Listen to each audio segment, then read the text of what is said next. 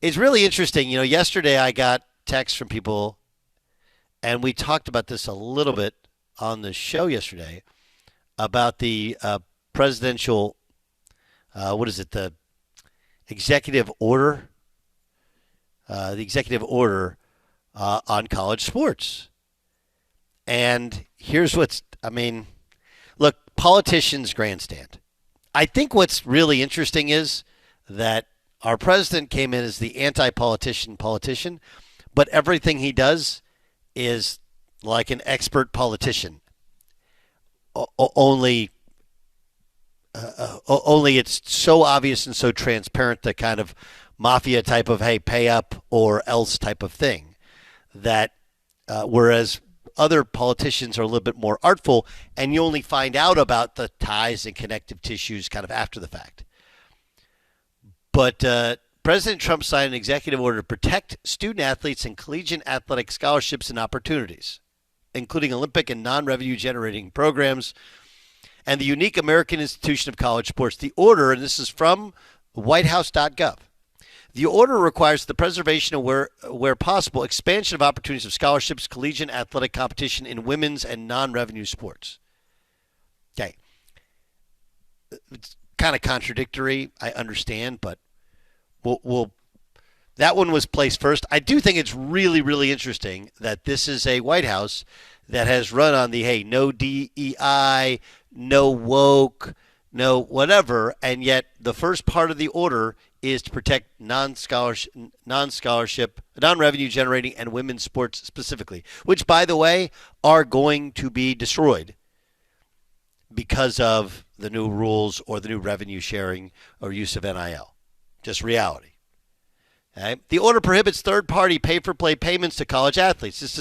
Does not apply to legitimate fair market compensation that third party provides to an athlete, such as brand endorsement. So what are you talking about? Oh, it has oversight into what is and what is not fair market legitimate value. Not sure how many people know this, but I've said this before. The NCAA does a lot of stuff. Everybody criticizes any of the dumb stuff they do. They try and do some smart stuff. They already have this. I believe it's called NCAA Go. And anytime you get compensated from a third party over $600, they have to investigate and clear it. The order provides that any revenue sharing permitted between universities and collegiate athletes should be implemented in a manner that protects women's and non-revenue generating sports. How? Again, this is just simply, hey, what about Title IX? We don't know.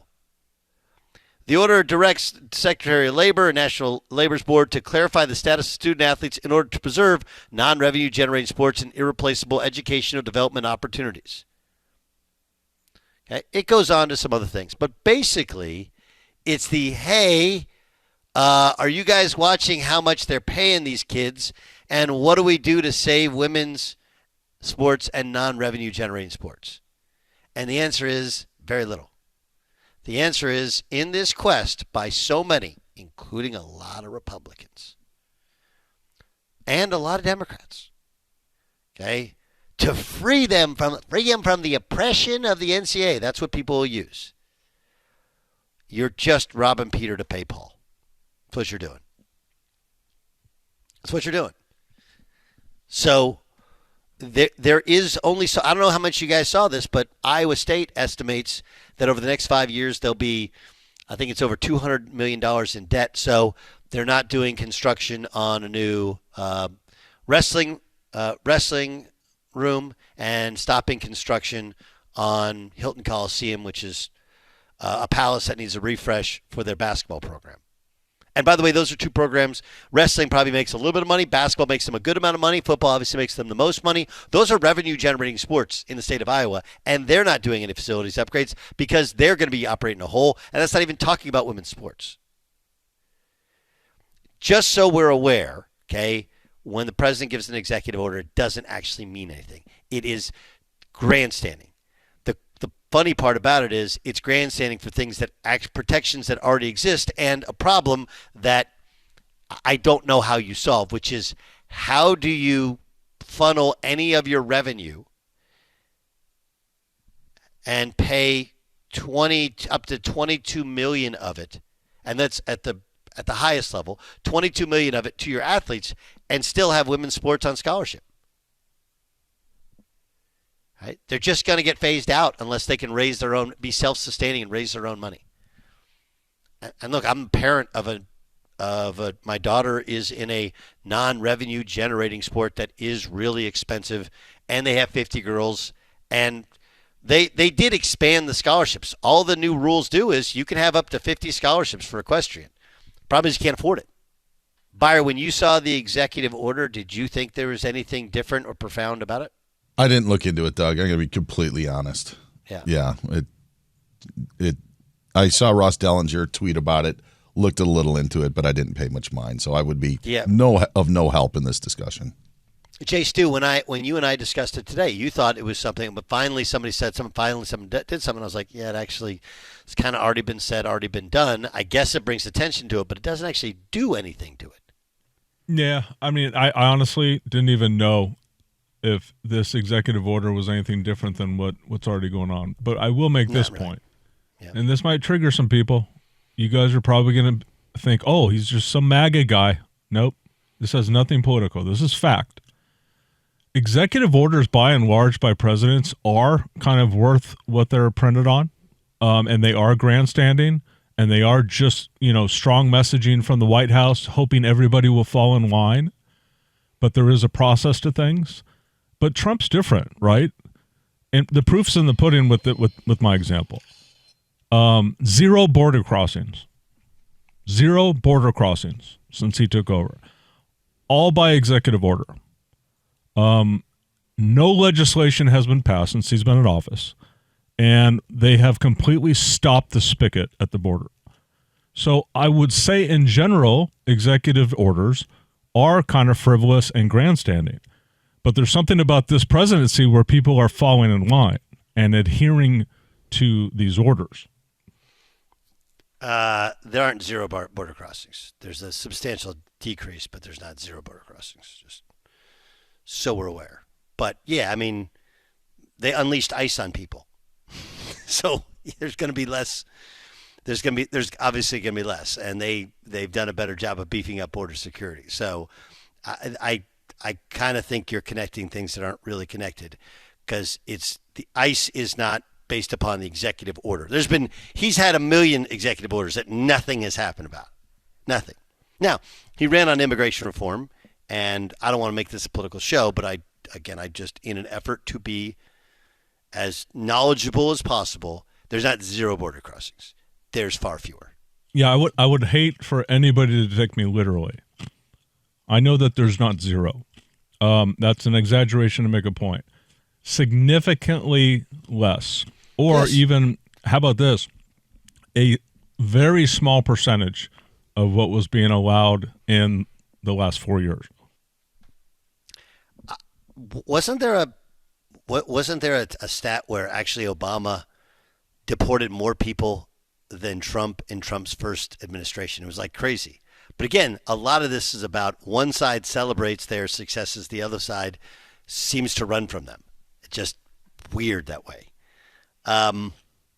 But the college sports thing, and I had a conversation with a dad who's a good friend of mine. His son's a super high-level recruit, and his son's going to make a lot of money in his first year playing college sports. And he was like, yeah, I hate this. All these coaches hate this. He's like, don't you hate this? And I said, no.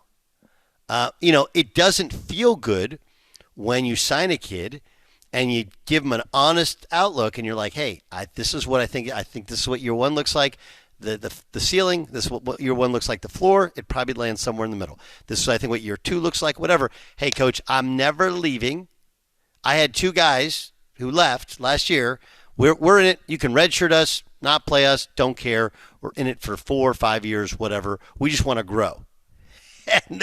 And they both, like, I didn't like this, that. I don't know my growth. Like, your year ended up better than even I told you it could have been. And I bring it up because I actually enjoy it. I like it. Some coaches really like it. They'll never say it on camera, more because they like the refreshing and getting a good cycle of new guys every year, new energy, because at the end of almost any year, you can only play 5 guys, only have 1 basketball. There's going to be some unhappy people. You get rid of the unhappy ones. The problem is that a lot of times you get rid of the happy ones too because they transfer up a level when you're at a level like ours.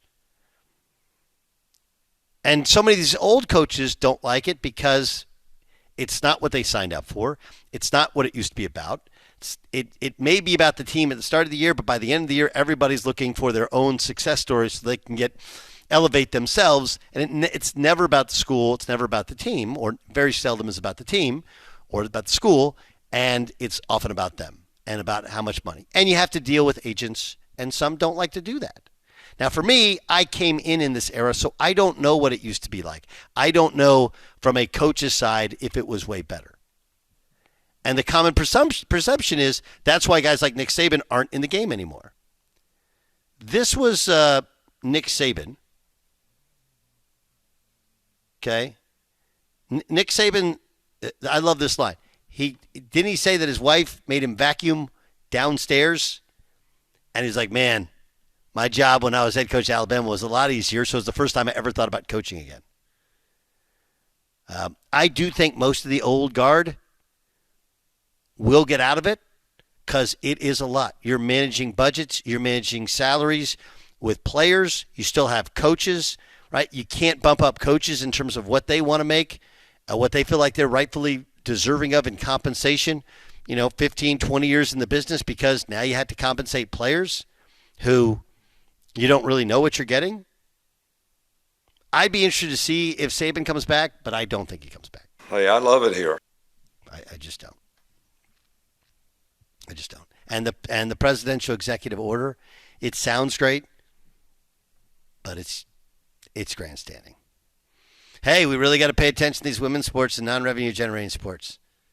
Okay, we'll pay attention to them. Do you have a way in which we can compensate athletes, be competitive at the top of the sport, and have enough money left over to have scholarships and coaching staffs and travel and budget for those sports?